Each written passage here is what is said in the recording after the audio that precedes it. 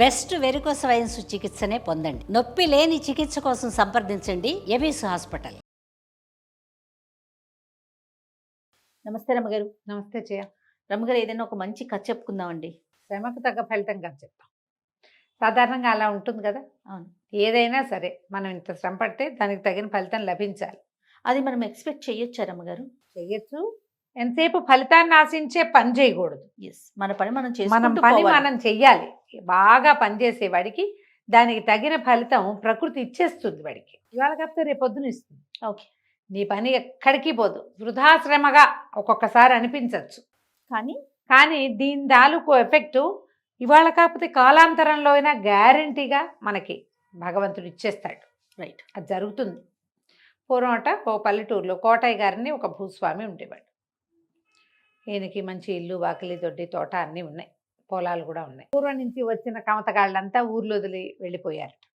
నేనేం చేశాడు, ఒక ఇద్దరు కుర్రాళ్ళని పై ఊర్లలో ఎక్కడి నుంచో పనుల కోసం తిరుగుతున్న వాళ్ళని ఒకళ్ళ వెనకాల ఒకళ్ళని ఇద్దరిని కుదుర్చుకున్నారు. సోమన్న, సూరయ్య ఇద్దరు వచ్చారు. పాతకాలపు పేర్లు ఇవే ఉంటాయి కదా. అవునవును. సరే, వీళ్ళకి ఈ కోటయ్య గారికి బోళ్ళంత పొలం, ఎడ్లు, అరకలు ఉన్నాయి. ఈ పాలేళ్లుగా చేరిన కుర్రాళ్ళిద్దరు వాళ్ళ జాతి వాళ్ళే, వాళ్ళేం వేరే కులాల వాళ్ళు కాదు. వాళ్ళలోనే ఎక్కడ గడవక ఉన్న మగపిల్లల్ని, కొంచెం బలమైన మగపిల్లల్ని ఇద్దరిని సెలెక్ట్ చేసుకున్నాడు. సోమన్న, సూరయ్య ఇద్దరు కలిసి పొలానికి వెళ్ళేవాళ్ళు. ఈమె అరకట్టి నాగలి పట్టుకుని వెళ్ళి ఎడ్లను కట్టి దున్నుకొచ్చేవాళ్ళు. ఈ సోమన్న మంచి పనిమంతుడు. వాడికి వ్యవసాయం మీద ఆసక్తి, బాగా పని చేసుకోవాలంతే. అదే, కొంచెం మితభాషి కూడా. వాడి దారిని వాడు అరకథ కట్టుకుని దున్నుకుంటూ పోయేవాడు. ఈ పొలం అంతా చదును చేయటం, ఆ వ్యవహారం అంతా చక్కగా చేసేవాడు. ఈ సూరయ్య బేసిక్ బద్ధకస్తుడు. రెండో వాడు పని చేస్తున్నాడుగా, కాసేపు ఏదో దున్ని కాళ్ళు ఆగుతున్నాయి పోరా అని వెళ్ళి పడుకునేవాడు. ఈ సోమన్న మాత్రం పడుకునేవాడు కాదు. పొద్దుదాకా పని చెయ్యాలి అని చెప్పి పొద్దున్నే ఇంటి దగ్గర, అయ్యగారింటి దగ్గర అన్నది, కోటయ్య గారింట్లో అన్నాలు తినేసి వచ్చేవాళ్ళు. అక్కడికి మధ్యాహ్నం 2:30, 3 గంటల బాగా పొద్దు పైకి ఎక్కేదాకా దున్నుకొని పని చేసుకునేవాళ్ళు. మధ్యాహ్నం తినడానికి కూడా చెరుకో ముద్ద ఏదో కట్టించేవాళ్ళు. వీడు ఇక్కడ రాగానే ఒక అరగంట పనిచేసి ఆ 2వ ముద్ద కూడా తినేసి పడుకునేవాడు సూరయ్య. సోమన్న మాత్రం పనిచేసేవాడు. సాయంకాలం ఇంటికి వెళ్ళేటప్పుడు ఏం చేసేవాళ్ళు, 2 గొడ్లని తోలుకెళ్ళేవాళ్ళు కదా, ఎడ్లని. సోమన్న ఏమనుకునేవాడంటే, ఇంత అలసిపోయి ఉన్నాయి గొడ్లు, ఇంటి దాకా వెళ్ళటం ఎందుకని వాటిని చెరువులో దింపి శుభ్రంగా కడిగేసి తను కూడా చొక్కా విప్పి అక్కడ పెట్టి ఒంటి మీద పడిన బురద మరకలు, మరి బురదలో కదా అరకలు దున్నటం అంటే పొడిమట్టి కాదు కదా, కొంచెం బురదగా ఉంటుంది. శుభ్రంగా స్నానం చేసేసి మొహం కడుక్కుని చక్కగా నీట్గా చేతులు అవి తుడిచేసుకుని గట్టెక్కి ఎడ్లను తోలుకొచ్చేవాడు. ఈ రెండో వాడు ఉన్నాడు కదా బద్ధకస్తుడు, ఈ సూరయ్య అనేవాడు. వాడికి ఏం పని లేదు. వాడు ఎడ్లు పెద్దగా మురికయ్యేవి కాదు, అరక మురికయ్యేది కాదు. ఎడ్లను దింపేవాడు, తను మాత్రం ఆ గట్టు మీద ఉన్న బురద కొంచెం చేతుల మీద అట్లా పూసుకునేవాడు. కాళ్ళకి బురద ఉండేది. ఇంటికి వచ్చేసేవాడు. కోటయ్య గారు దూరం నుంచి చూసి చకచక యాక్టివ్గా ఎడ్లను తోలుకుని శుభ్రంగా వస్తున్న సోమన్నను చూసి, వీడేం పెద్ద పని పాట చేసినట్లేడు, పని చేసిన వాడు భుజాలు వేలాడేసుకుని రావద్దా, అసలు పొద్దు నుంచి పని చేశాడు, వీడు ఇంత స్పీడ్గా వస్తున్నాడు. వాడు ఏం చేసేవాడు, చెరులో దిగేసి శుభ్రంగా ఎడ్లని కాసేపు నీటిలో ఉంచితే అవి హాయిగా నీళ్ళు రిలాక్స్ అయిపోయేవి. అవి చెంగమని వచ్చేసేవి. ఇతను కూడా నీటి దగ్గర దిగి మంచినీళ్ళు తాగి నీళ్ళలో దిగి మెడలోతు దిగి నీళ్ళు స్నానం చేస్తే యాక్టివ్గా అవడు మరి అయిపోయేవాడు. ఈ రెండో వాడు ఎడ్లేమో పని అలవాట్లేదు, తాపీగా నడుచుకుంటూ వచ్చేవి, పనేం చేయలే అవి. తర్వాత ఏమో వీడి ఒంటి మీద ఏమో బురద ఉండేది. వాడు కాళ్ళు ఈడ్చుకుంటూ చాలా కష్టపడ్డాను అన్న సినిమా ఇచ్చేవాడు. సినిమాలే ఇస్తారు, పని చేయని వాళ్ళంతా సినిమాలే ఇస్తారు. అంతే. ఈయన దూరం నుంచి చూసి అయ్య బాబు వీడు బాగా పనిచేశాడని అన్నాలు పెట్టించేవాడు. ఈ సూరయ్యకి ఇంకొక ముద్ద ఎక్కువ. అసలు చేసేవాడికి సామాన్యంగా పెట్టించి రెండో వాడికి ఎక్కువ పెట్టించేవాడు. వాడు మాట్లాడేవాడు కాదు, వీడు శుభ్రంగా తినేసేవాడు. అబ్బాయి మితభాషి కదా, సోమన్న అన్నవాడు మితభాషి. పెట్టింది తిని ఊరుకునేవాడు. పొద్దున సుష్టుగానే పెట్టేది అమ్మగారు, సాయంకాలం అయ్యగారి దగ్గరుండి పెట్టించేవాడు. అక్కడి నుంచి పెరిగేసుకోబోయి ఇవ మామిడి పండు మొక్కేసుకోబోయి అని ఈ పనికి మాలిన వాడికి బాగా పెట్టించేవాడు. 10 రోజులు 15 రోజులు 20 రోజులు గడిచినాయి. ఈ కోటయ్య గారికి ఒక కూతురు ఉండేది, పిల్ల కమల దాని పేరు. పిల్ల మంచి తెలివి గలది. అది ఏమనిపించేది, వాడికి వీడికి తిండిలో ఏదో తేడా ఉంది. ఈ మగపిల్లలిద్దరు కూర్చొని కుర్రాళ్ళిద్దరికి తక్కువ తిండి, వాడు ఆవురావురమంటున్నట్టు ఉండేవాడు. వీళ్ళిద్దరూ కలిసి వెళ్ళారు, దగ్గర వయసు వాళ్ళు. ఇద్దరు ఒకే పని చేసి వచ్చారు. ఒకడు ఎక్కసంగా తింటున్నాడు, ఒకడికి చాలటం లేదు. వీడికి ఎందుకు చాలటం లేదు, వాడు ఎందుకు ఎక్కసవుతుంది, వాడు 3 పూట్ల తినేసరికల్లా పని లేదుగా. వాడు కడుపులో నొప్పిగా ఉంది, మర్నాడు బతికిచ్చేవాడు, మందకొడిగా ఉండేవాడు, యాక్టివ్గాను ఉండేవాడు. అన్నం చాలలేదు వీడికి, ఈ సూరన్నగా అనిపించేది. ఒకనాడు ఏమనుకుంది, ఏదో చూడాలని వాళ్ళు పొలానికి వెళ్ళి పనిచేస్తున్నప్పుడు పక్కింటి స్నేహితురాలతోటి ముళ్ళగోరింటి పువ్వులు కోసుకుందాం పద, చేలల్లో ఉన్నాయని ఇద్దరు పోయారు ఆడపిల్లలు. చూసేసరికల్లా ఏముంది, వీడేమో శుభ్రంగా సాగోరి మంచం చెట్టు కింద పడుకుని ఉన్నాడు. వాడి దారిని వాడు చేస్తున్నాడు. మధ్య మధ్యలో వాడే ఆ ఎద్దుల్ని కూడా వీడే అదిలిస్తున్నాడు. ఓహో, అతను చేయాల్సింది కూడా ఇతనే చేస్తా ఉన్నాడు. ఇంటికి వెళ్ళిపోయింది. అమ్మా ఇదేదో జరుగుతోంది అని. సాయంకాలం ఏం చేసింది, చెరువు దగ్గర ఆగింది. ఆ వస్తుంటే మీ పాలేళ్ళు చెరువులో దిగుతారని ఎవరో చెప్పారు. చెరువు దగ్గర ఆగితే ఈ చెరువు దగ్గర ఈ సోమన్న శుభ్రంగా ఎడ్లని బాగా కడగటము, వాడు కూడా మునకలేస్తూ ఈతలు కొడుతూ శారీరక శ్రమ అంతా తీరిపోయేలాగా నీళ్ళల్లో ఇదవ్వటము. ఈ రెండో వాడు గట్టు మించి బుర్ర తీసి మొహానికి చేతులకి పూసుకోవటం చూసేసింది. చూసేసరికి ఇంటికి వచ్చి మర్నాడు ఆ పూట అన్నం పెడుతుంటే ఏమన్నది, ఆ నాన్న నువ్వు వాడివి, కాస్త కూడా ఆలోచించవు, పని చేసి శుభ్రంగా వచ్చేవాడికి ఏమో తక్కువ అన్నం పెట్టిస్తున్నావు, ఏ పనికి మాలిన వాడు నిద్రపోతున్న వాడిని వాడికేమో అన్నం ఎక్కువ పెట్టిస్తున్నావు, వాడికేమో అన్నం ఎక్కువైపోయి వెక్కసం అయిపోయి వాడికి పొట్టలో డిస్టర్బెన్స్ వస్తుంది, ఎంతసేపు ఏదో ఒక ఇబ్బంది వస్తుంది కడుపులో, అన్నం అరగటల్లా వాడికి.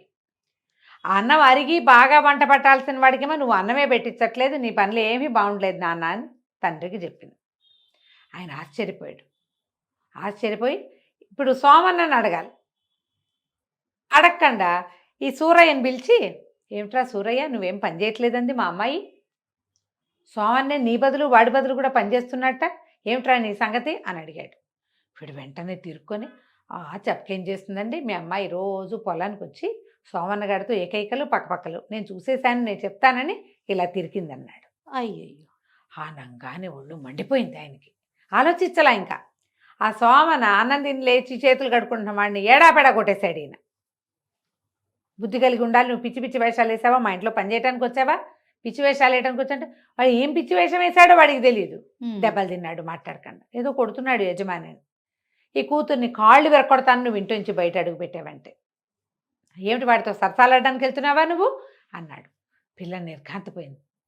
నేను సరసాలాడని ఎవరు చెప్పారు నాన్నది, ఎవరు చెప్పడం ఏంటి, చూసిన వాళ్ళే చెప్పారనగానే ఈ పిల్లకి అర్థమైంది. ఓహో, తర్వాత అనిపించింది, అవును నేను వీడితో ఎందుకు సరసమాడకూడదు, వీడు చాలా బుద్ధిమంతుడు. చూస్తే బాగా చూసింది. అప్పటిదాకా అమ్మాయి దృష్టి లేదు, పనికుర్రాళ్ళు అనుకుంటుంది. వాడు చక్కగా ఒడ్డు పొడుగు తెల్లగా గోధుమ రంగులో ఎండకి కాలిపోయిన చర్మంగా ఉంటుంది, నెత్తి నిండా జుట్టు, తలకాయ అటు ఇటు తిప్పి చూడ్డు, వాడి పని తప్ప కండలు తిరిగి ఉన్నాడు. వీడు బాగున్నాడు. ఇక వీడి మీద దృష్టి పెట్టడం మొదలుపెట్టింది పిల్ల. అయిందా, 2 రోజులు గడిచినాయి. గడిచేసరికల్లా వాడికి భోజనాలు అయిపోయి వెళ్ళిపోగానే ఈ పిల్ల ఏం చేస్తుంది, ఓ ఇంత పెరుగన్నం మీగడ పెరిగేసి అన్నం కలిపి పట్టుకెళ్ళి ఆ సోమన్నకి పెట్టడం మొదలుపెట్టి, మా నాన్నకు తెలియదురే, నా కోసం దెబ్బలు తిన్నావు, హాయిగా ఇది తిను, ఇంట్లో పండు ఫలం ఉంటే వాడికి అప్పచెప్తుంది, పళ్ళు పట్టుకెళ్తుంది, స్వీట్లు హాట్లో పట్టుకెళ్ళి ఇస్తుంది. అయితే తల్లి చూసింది, ఏమిటే వాడి వెనకాల తిరుగుతున్నాడు అంటే, ఎందుకు తిరక్కేమమ్మా, ఏమైంది, నేను ఏదో సరసాలు ఆడానంటున్నాడు నాన్న, అదేదో ఆడితేనే సరిపోతుంది, చూడు లక్షణంగా లేడు, ఇంతకంటే మంచి సంబంధం తెస్తావా నువ్వు, నాకు వీడే నచ్చాడని. ఈవిడ తెల్లపోయింది, ఇదేమిటి ఇట్లా తిరుక్కుంది అంటే కూతురు చెప్పింది, అసలు సూరన్న పనే చేయడు వాడు, ఆ సూరయ్య పని చేయడు, వాడు పడుకుంటున్నాడు, పనంతా ఇతనే చేస్తాడు. వీళ్ళు వచ్చాక మనకి తోటలు దొడ్లు శుభ్రపడ్డాయి, ఆవులు పాలు ఎక్కువ ఇస్తున్నాయి, ఇన్ని పనులు చేస్తాడు, మొత్తం పని అంతా ఒకడే చేస్తున్నాడు. ఇంటి దగ్గర పని చేసినప్పుడే నీకు ఈ సూరయ్య అనేవాడు కాస్త పని చేస్తూ కనపడతాడు, పొలం వెళ్ళాక వాడు ఏమీ పని చేయట్లా, అంత బుద్ధిగా పని చేసుకునేవాడిని ప్రేమించకేమి అనేసరికి ఈవిడ కూడా ఆలోచించడం వల్ల, నిజమే మనవాళ్లే అక్కడి నుంచి భర్తని కేకలేసింది. మీరు మీ ధోరణి పిల్ల కాళ్ళు వేరు కొడతానన్నావు, నువ్వు ఇంట్లో కూర్చుని ఉంటున్నావు, పని వాళ్ళని పెట్టుకున్నానని, పొలం వెళ్ళి చూసిరా, అప్పుడు నీకు తెలుస్తుంది. సరే పొలం వెళ్ళి పొలం వెళ్తే ఆయన కనపడింది. ఒకడేమో అరకలు దున్నేసుకుంటున్నాడు, ఇంకొకటి శుభ్రంగా ఇంకోటి పడుకున్నాడు. శుభ్రంగా పడుకుని ఉన్నాడు. అప్పటికి అయిపోయినాయి, అరకల పని అయిపోయింది. అప్పటికి వాడు ఏం చేస్తున్నాడు, ఈ చేలు అవన్నీ సరి చేయటము, తర్వాత ఏమో అక్కడక్కడ ఉన్న కలుపు మొక్కలు పీకేయటము, గట్లు సరి చేయటము, వేరే పనులు చేస్తున్నాడు. వీడేమో పడుకుని ఉన్నాడు. ఉమ్. ఆయన అడిగాడు, ఏమో ఈ సోమన్న పని ఎట్లా జరుగుతుందంటే బాగుందండి. సూరయ్య ఏం పని చేస్తే వాడేం పని చేస్తాడండి, వాడు పని చేసేది ఎప్పుడూ లేదండి. అదేంటో మరి చెప్పలేదు అన్నాడు. మీరు అడగలేదు కదండి అన్నాడు. అడగకపోతే చెప్పడు. మితభాషి. నా పని నేను చేసుకున్నాను, నమ్మి పంపించారు, పొలం పని అవ్వాలి, ఆడు పడుకుంటే పడుకున్నాడే, నా పని నేను చేశానండి అనేసరికల్లా సరే సరే అని అనుకుని ఈయన ఇంటికి వచ్చేసాడు. ఇంటికి వచ్చాక భార్య అన్నది, పిల్లకి చాలా మనసుగా ఉంది ఆ సోమన్న మీద, బుద్ధిమంతుడు, ఉమ్. ఇప్పటికి ఏడాది అయినా కూడా తన తోటి వాడు పని చేయకుండా తన మీద పని దోసేస్తున్నాడని కూడా మాట్లాడలేదు. ఇంతకంటే మంచి పిల్లాడు ఎక్కడ దొరుకుతాడండి మనకి, పిల్లని బయట ఊళ్ళకి ఇవ్వలేము, ఉమ్. శుభ్రంగా మన జాతి వాడు పెళ్లి చేసి ఇంట్లో పెట్టుకుందాం అనేసరికి సరే అనుకున్నాడు. సాయంకాలం ఇద్దరు కలిసి వచ్చారు.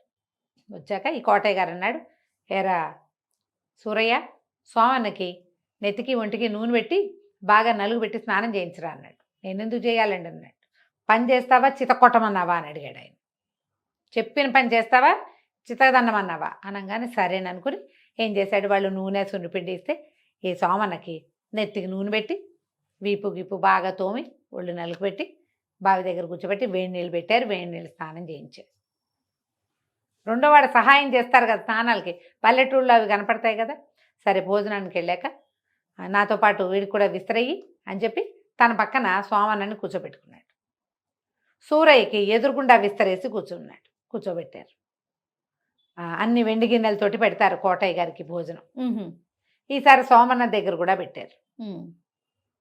మాట్లాడలా, తింటున్నాడు. సూరయ్యకి మాత్రం ఆకులో వడ్డించారు. వాడు చూస్తున్నాడు, వీటి చుట్టూ గిన్నెలునే నాకు లేవు అని. గిన్నెలో మీగడ తెచ్చిపెట్టారు, ఓ గిన్నెలో వెన్న తెచ్చిపెట్టారు. తిన్నాడు. తిన్నాక అడిగాడు, అయ్యగారు ఏంటండి ఇంత తేడాగా చూపిస్తున్నారు, ఎప్పుడూ లేనిది. ఎప్పుడూ లేకపోవటం ఏమిట్రా, వీడు మా ఇంటల్లుడు, కాబోయే ఇంటల్లుడు, నువ్వేమో కమతగాడివి, ఉంటానంటే ఉండు లేకపోతే వెళ్ళిపో, ఇవాళ అన్నం పెడుతున్నా, నువ్వు కమతగాడిగా ఉంటాను, ఆ పొలం పని నువ్వు చేస్తాను అంటే ఉండు లేకపోతే లేదు. అర్థమైపోయింది సూరయ్యకి ఏం జరిగింది అని. మర్నాడు మంచి రోజని పురోహితుడు వచ్చాడు, ముహూర్తం పెట్టాడు. ఈ సోమన్నకి కమలకి పెళ్లి చేసేశారు. సూరయ్యకి తెలిసింది, నేను కనుక సరిగ్గా ఉంటుంటే మా ఇద్దరిలో ఎవరికి ఇవ్వాలి అనిపించేది. ఇప్పుడు అసలు ప్రశ్నే లేదు. ఏ పని చేయకపోవటం వల్లే నాకేమీ లేదు, అన్నమైనా ముడుతోంది, ఆ అన్నానికి సరిపడా అయినా పని చేయాలని అక్కడి నుంచి బుద్ధి కలిగి చక్కగా పనిలోకి దిగాడు. ఈ కమతగాడుగా ఉన్న సోమన్న అల్లుడు గారయ్యి పై ఎత్తున ఉండి వ్యవసాయం చేయించుకుని మామగారు ఆస్తి 10 రెట్లు చేశాడు. సూరయ్య కూడా తన తోటి వాడిని చూసి బుద్ధి తెచ్చుకుని పని చేయటం మెల్లిగా పని చేసుకుని వాళ్లే ఓ పిల్లని చూసి పెళ్లి చేసి అక్కడే వాడికి కూడా ఒక ఇల్లు వేసి ఎక్కడో బతకడానికి వచ్చారు, ఎక్కడి నుంచో ఇక్కడ హాయిగా ఉన్నారు. శ్రమ ఎప్పుడూ కూడా ఫలితాన్ని ఇస్తుంది. అంతేనండి. శ్రమ ఏవ జయితే కష్టే ఫలి అంటారు. ఖచ్చితంగా ఈ మహావాక్యాలన్నీ ఒట్టి ఉబుసుపోకకి చెప్పినవి కాదు. ఒళ్ళంచకుండా ఉండేవాళ్ళు సుఖపడినట్టుగా ప్రపంచంలో ఎక్కడా లేదు. ఒకవేళ ఉన్నా తాత్కాలికమే, చాలా తాత్కాలికమే. కరెక్ట్ అమ్మగారు. పని చేయగలిగేవాడు ఎక్కడైనా పని చేసుకుంటాడు, హాయిగా ఏ పనైనా చేయగలుగుతాడు. ఆలోచించి ఈ కథని పిల్లలకి చెప్పండి. తప్పకుండా అండి. నమస్తే. నమస్తే జీ.